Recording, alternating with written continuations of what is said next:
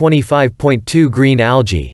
Precursors of land plants. By the end of this section, you will be able to do the following.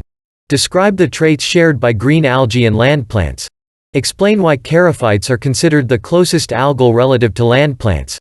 Explain how current phylogenetic relationships are reshaped by comparative analysis of DNA sequences. Streptophytes. Until recently, all photosynthetic eukaryotes were classified as members of the kingdom Plantae. The brown and golden algae, however, are now reassigned to the protist supergroup Chromalveolata.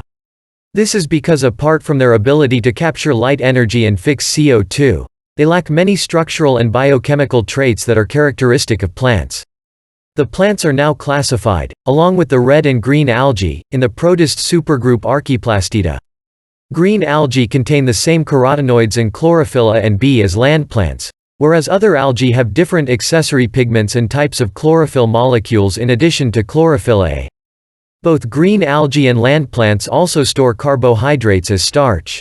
Their cells contain chloroplasts that display a dizzying variety of shapes, and their cell walls contain cellulose, as do land plants. Which of the green algae to include among the plants has not been phylogenetically resolved.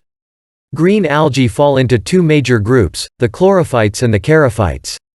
The chlorophytes include the genera Chlorella, Chlamydomonas, the sea lettuce, Ulva, and the colonial alga Volvox. The charophytes include desmids, as well as the genera Spirogyra, Coleochaete, and Chara.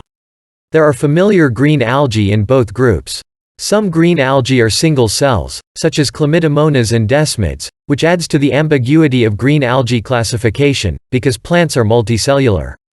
Other green algae, like Volvox, form colonies, and some, like Ulva, are multicellular. Figure 25.7. Spirogyra is a long filament of colonial cells. Most members of this genus live in freshwater, brackish water, seawater, or even in snowpatches.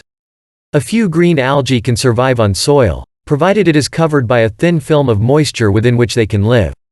Periodic dry spells provide a selective advantage to algae that can survive water stress. 648 Chapter 25, Seedless Plants access for free at openstax.org. Figure 25.7 Green algae. Charophyta include A. Spirogyra and B. Desmids. Chlorophyta include C. Chlamydomonas, and D. Ulva. Desmids and Chlamydomonas are single-celled organisms, Spirogyra forms chains of cells, and Ulva forms multicellular structures resembling leaves, although the cells are not differentiated as they are in higher plants. Credit B. Modification of work by Derek Keats. Credit C. Modification of work by Dartmouth Electron Microscope Facility, Dartmouth College. Credit D. Modification of work by Holger Crisp. Scalebar data from Matt Russell. The chlorophytes and the charophytes differ in a few respects that, in addition to molecular analysis, place the land plants as a sister group of the charophytes.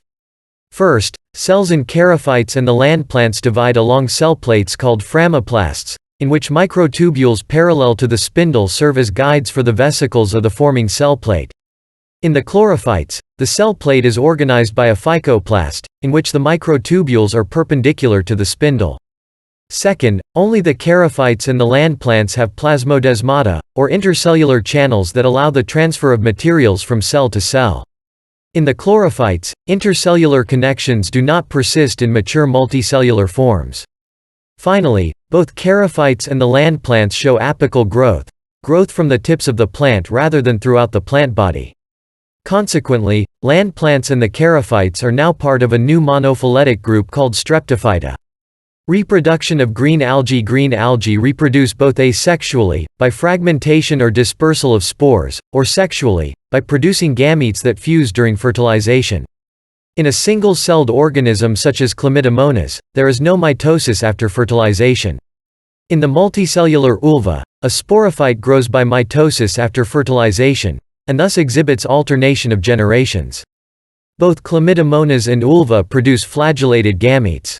Charophytes. The charophytes include several different algal orders that have each been suggested to be the closest relatives of the land plants: the chirales, the zygnematales, and the coleocatales. The chirales can be traced back 420 million years. They live in a range of freshwater habitats and vary in size from a few millimeters to a meter in length. The representative genus is Chara, Figure 25.2, green algae. Precursors of land plants 649-25.8. Often called muskgrass or skunkweed because of its unpleasant smell. Large cells form the thallus, the main stem of the alga. Branches arising from the nodes are made of smaller cells. Male and female reproductive structures are found on the nodes, and the sperm have flagella. Although chara looks superficially like some land plants, a major difference is that the stem has no supportive tissue. However, the charals exhibit a number of traits that are significant for adaptation to land life.